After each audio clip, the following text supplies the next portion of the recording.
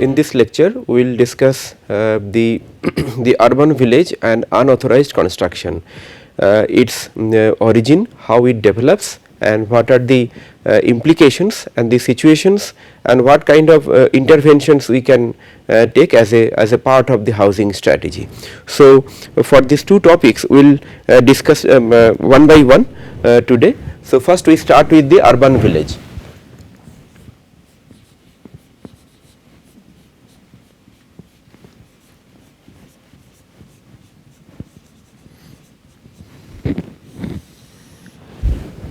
I hope that you can recall from our lecture in the beginning when we introduced all the categories and typologies of the housing. That time we mentioned that what is urban village, how it develops. So, in continuation of that, we can tell that urban village is one of the typology which comes under the organic development. Organic, that means it develops on its own without any planning interventions, and eventually it becomes sometimes informal settlements also. So, let us quickly view or discuss quickly again that how urban village develops. It will be very pertinent before going into the strategic part of it. So, we told that when a city grows from one size to another size, that is the city present, and in future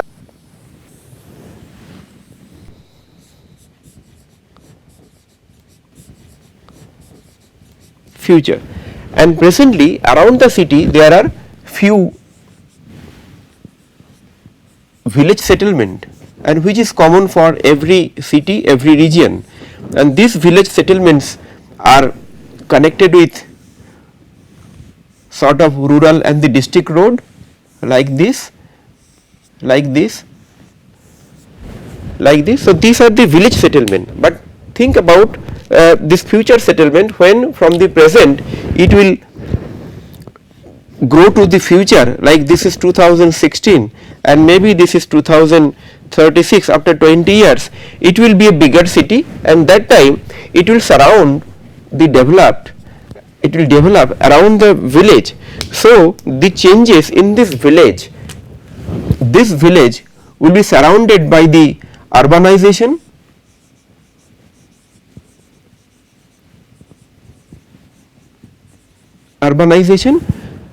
and it will have a very peculiar situation of rural settlement which is transforming towards urban, having typical infrastructural problem. So, practically this is the reason why the urban villages are developed. So, the consequences or implications of urban village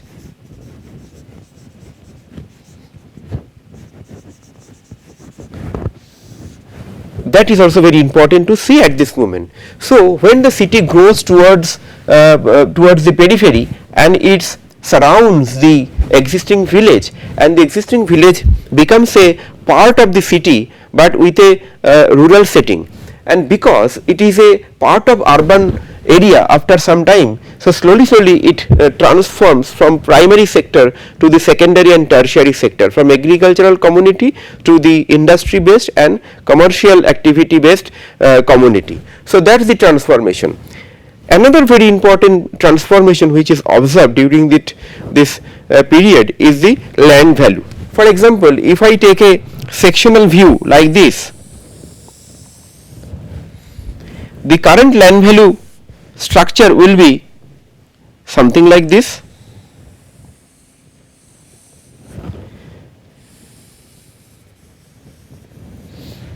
Because it will be maximum at the city center, and it will go gradually go down, decrease the land value, and at the city periphery it will be minimum. But think about 20 years later when the land value will be even much more like that.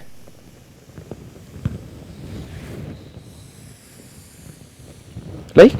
the pattern will be same, but its value will be increased every point of at every distance.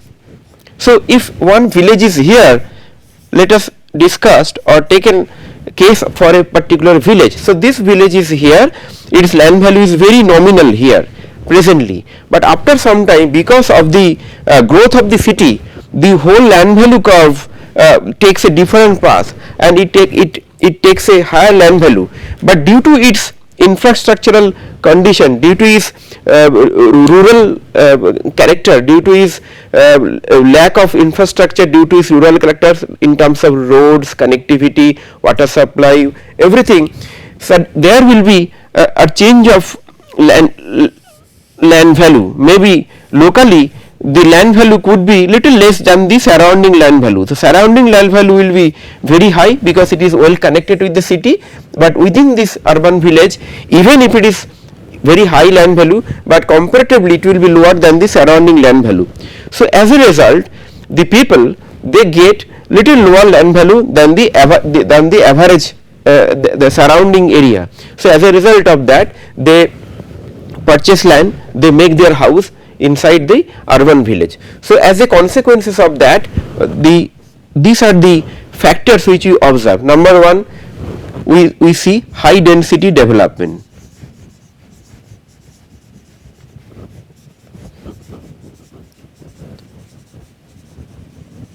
Development due to land value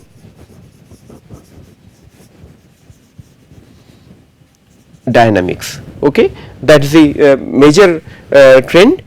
Second is, we see since it is basically rural area, but it faces a high density development, very high growth in terms of building construction, in terms of concentration of the business entities, small business entities like say shops and commercial complexes. So it faces a congestion. Why congestion? Because if you blow up this area, if you see this area this area, you will find that the village, which was a village earlier with a very narrow road, right, with a very narrow road,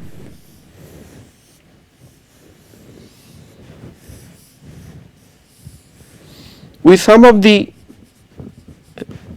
rural houses, but suddenly because of the land value dynamics, you will find that lot of big houses have come up. Okay, but roads are not that much wide, roads are narrow. Like you will find that maybe within 10 feet or 12 feet, you will find that G+5, G+6 or even multi-story apartments have come up, and multi-story apartments have come up only because the land value is locally competitive land value, and because of that people are getting little more affordable houses than the surrounding areas, which is inside the city or maybe the other areas. So that's why the bigger houses are coming, and since the bigger houses, bigger housing complexes are coming, the more denser development, more density, and more density means it is the concentration and pressure on the road and the infrastructure. But the roads and infrastructures are not adequate because being a rural area, and even if after some time, if this is the urban boundary and maybe you revise the urban boundary from this to this, so you revise the boundary, but you see that even if you revise the boundary, you don't you see that it is already been developed, already been congested. So because of that, you will find the congestion in terms of stress in road and connectivity,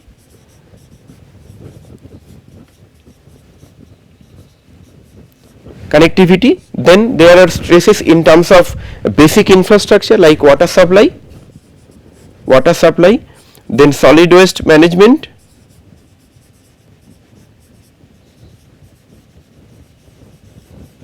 then the sanitation, all the basics. That means you will find very fantastic buildings within the site, because they are rich people, they have developed the buildings. So on site, within the site, you will find that high density building, very compact buildings, but off site you will find that it is the stress in the infrastructure. That is the very important consequences of the urban village. Now, what kind of interventions we can do? Now, if we let them grow like this, ultimately it will become a disastrous situation. For any disaster situation like earthquake or flood or any disaster, the lot of casualty, a lot of losses will be there, because it is congested, minimum spaces are not there for the connectivity and road, no scope for evacuation, no scope for any medical emergencies there. So for that reason, the interventions are basically strategic interventions. You cannot dismantle every building, every site and redevelop the whole site. So the strategies will be: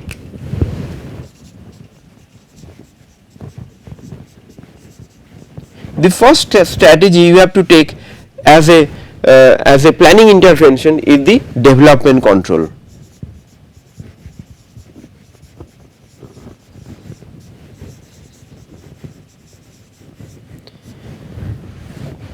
So this development control is possible if it brought under a planning area.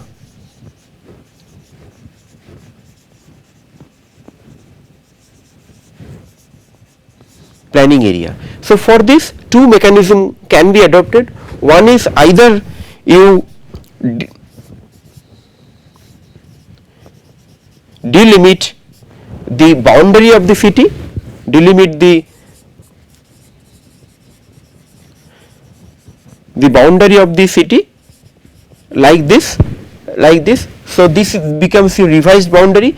Once it becomes the included under the revised boundary of the city, so city municipal corporation will take a planning action in terms of development controls, building bylaws, or you can bring it under some separate planning area, under some different planning area, under town and country planning act. Please recall our discussion about the Town and Country Planning Act. We told that Town and Country Planning Act is the mother act to provide the planning interventions in every cities. So these two possibilities are there. So under this any one of these two, you can bring some basic development control, and through the development control you can specify some of the parameters of the development: FAR, height, ground coverage, and also few prescription related to the vulnerability of the building, like say seismic safety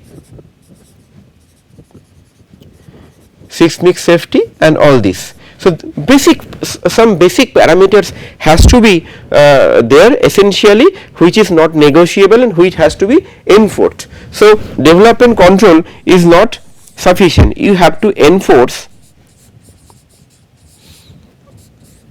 development control. Okay, and if required, in some of the cases you might have to go for even demolition of the sum of the part, because some of the part will be unauthorized, they have not taken the permissions. So that is possible if you enforce development control with the city administration and district administration. And also facilitate infrastructure augmentation.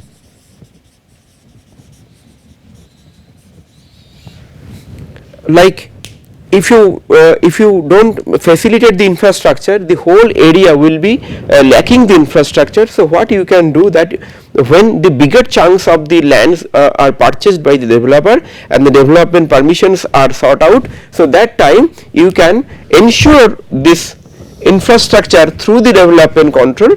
You can tell them or you can institutionalize that within a certain limit or within the certain limit range of the land area, these are the elements of the infrastructure any developer has to provide mandatorily. So this type of possibilities you have to explore. So but definitely it is not possible to improve all the infrastructure which is already developed. So for all those areas you have to try your level best, so that you can within the available space you can remove all the encroachments and you can widen the existing roads and connectivity. So that is possible through development control for the new areas, and development control, and ensure, and as a public authority you can develop or widen existing road as far as possible. You cannot have cannot widen a road of say 10 feet to a 60 feet road, but definitely if you negotiate with them, if you work with them, the 10 feet could be 20 feet road, so that at least two car can pass for the emergency purpose. Other than that, if you find that any area which is not that much congested, it partially congested, maybe one part because of the city vicinity, it has become congested, but other part is not that much congested. So for this type of area which is not congested, and you can do some amount of planning interventions in a better way, in a new areas of planning you can make. So those areas you can explore some land readjustment exercise. I told about the land readjustment exercise. Through this exercise, what we do, we realign the roads in a geometrical fashion and make the plots like that. So those kind of exercise could be possible, land readjustment exercise could be possible if there is already not much congestion and some of the building needs are there. You can negotiate, you can take a holistic look of the area and you can apply this tool. So through this kind of methodology, one can be very much kind of a control mechanism which needs to be enforced by your machinery, administrative machinery. You can facilitate infrastructure in the new areas and the existing areas, and also you can explore land readjustment. Now let us another very important factor is that if you find that there are chunks of the urban village which is making a congested chunks or like kind of a concentration of many clusters of the urban village. So how you can integrate that urban village with the existing city, that becomes also very important. So for this city, when you make the future housing strategy for say 2020-26, so that time you integrate them. So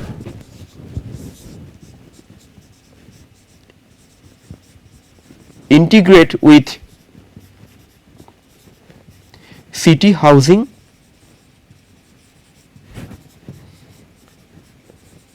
strategy. That means even if you do the land readjustment, if you do development controls, enforcement, facilitating infrastructure, whatever you do, you integrate them with the land readjustment, with the city housing strategy, because city housing strategy is the mother document, and within that document you integrate and include every possible interventions you are taking for all typologies of the housing. So that you have to incorporate in this housing strategy. Now let us discuss the unauthorized construction, because that is also very important typology, though it comes completely as informal settlement. but it is little different than the urban village, but it has some similarities in some of the elements that we will discuss, that how unauthorized constructions are important to take a planning intervention in a city. Now we discuss the conditions of the villages which is surrounded in all parts in surrounding a city, and city grows and it engulfs, it surrounds the village, and the village becomes a urban area. So we discussed about that. Now you have seen many situations where within the city, because of high land value,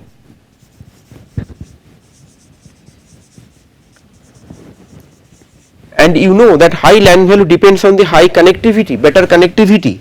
So because of the better connectivity,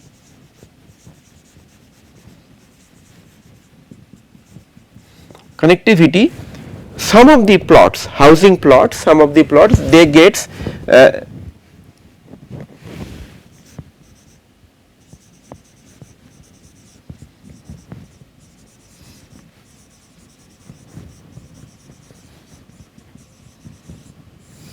unauthorized constructions because of the high land value and better connectivity. Now this unauthorized construction are not necessarily slum areas or not necessarily the urban village. In some of the areas you will find that maybe the whole area is developed by the public authority or the planning authority, and maybe the plot is given by the public authority, plot is owned by somebody, so there is a proper land ownership, so possibly that land ownership is there. But because the land value is high and there is a better connectivity, so there is a high demand of the affordable house. So because of that, because of the high demand, and when there is a high demand, there is a possibility for more profit by selling out the houses or by renting out the houses. We talked about the rental housing scheme. So in rental housing scheme, in this type of cases, the people rent out the additional areas which they don't require for additional income or for extra remuneration. So take an example that if this is a plot of say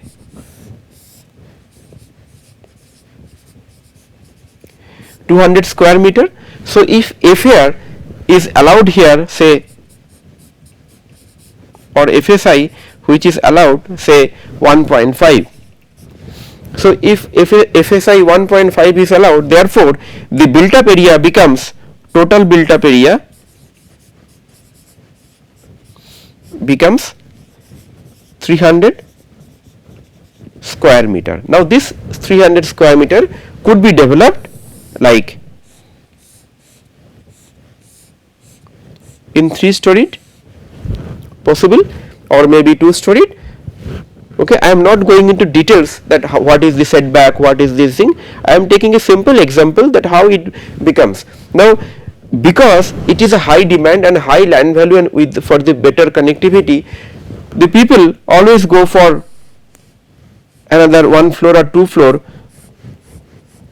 So this becomes FAR or FSI 1.5, and they consume another 0.5 to 1 or even 1.5 FSI.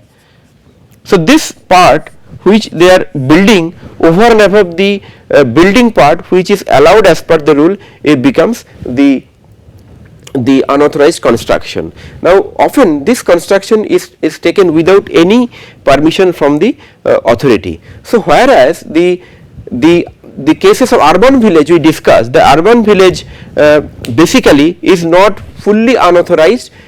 They are basically rural settlement, they have the land ownership.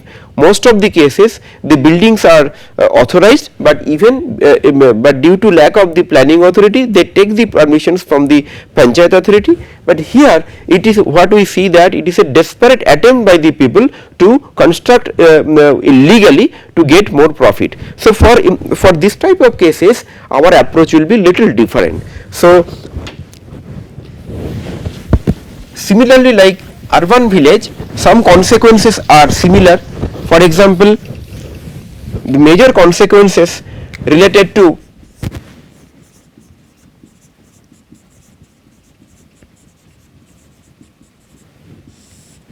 So one of the consequences is that sudden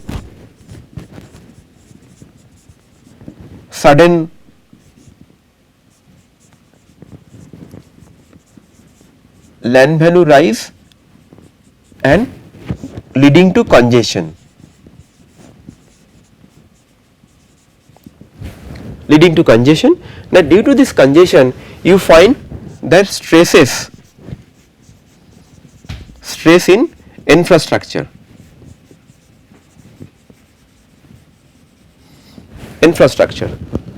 Now here you have the road connectivity, but stresses infrastructure means you have the stresses in your water supply, sanitation, solid waste, everywhere. So these implications are similar with the urban villages. So what kind of interventions are required? So basic interventions you have to take here is control and enforcement. Mostly enforcement part. Now the difference is in urban village, mostly you don't have any development control. The development controls existing there is basically rural development control, but the land has already converted to urban area. So it needs a new development control that is possible, as I discussed. Either you delimit the municipal boundary or you bring back within some planning authority. But here it is within the city. The unauthorized construction could be inside the city, any place. So you don't need to always delimit the boundary because it is within the city limit. So you have some control mechanism, some development control mechanism, but which is flouted, which is not complied. So development control mechanism is there, but it is not complied. What you can do, you have to enforce the development control by giving regular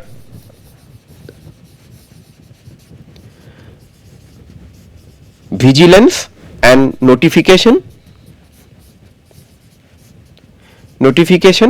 for allowing them or for imposing them or doing the statutory permission. Now for the statutory permission there are approaches like you can regularize some of the construction beyond some limit. For example, the permitted FAR is 1.5, the government can take a policy that up to 2.0 there could be a regularization with some extra premium or penalty. So regularize on payment of penalty,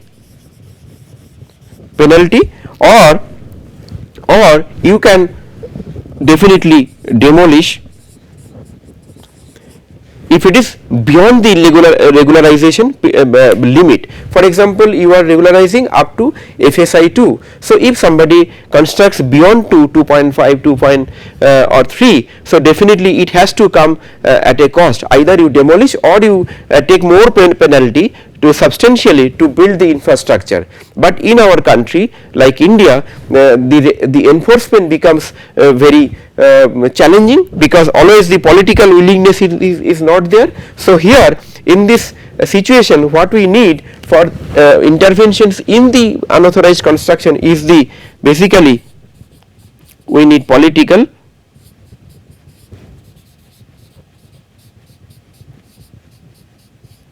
willingness. But as a planner, you always take this type of action, and you can place to the decision maker to take appropriate action and advocate also. Only giving the proposal may not help you, but definitely you have to advocate at various levels so that the appropriate interventions are taken at every step. And also in some cases on payment basis, if the government regularize the area and take some penalty, and in return they can definitely augment some of the infrastructure also. Augment infrastructure. Please take a note that if you don't take action for the unauthorized construction, the amount of unauthorized construction will grow and grow, it will increase only. So it is important to take a precedence, to can exemplary action for all unauthorized construction in every city. I am not talking about any particular city or any particular context, it is applicable for every city, every country. So as much as possible we have to try to minimize or decrease the effect of the unauthorized construction. So today we have discussed two very important elements in the housing strategy, which is by and large informal in nature. The first element we discussed about the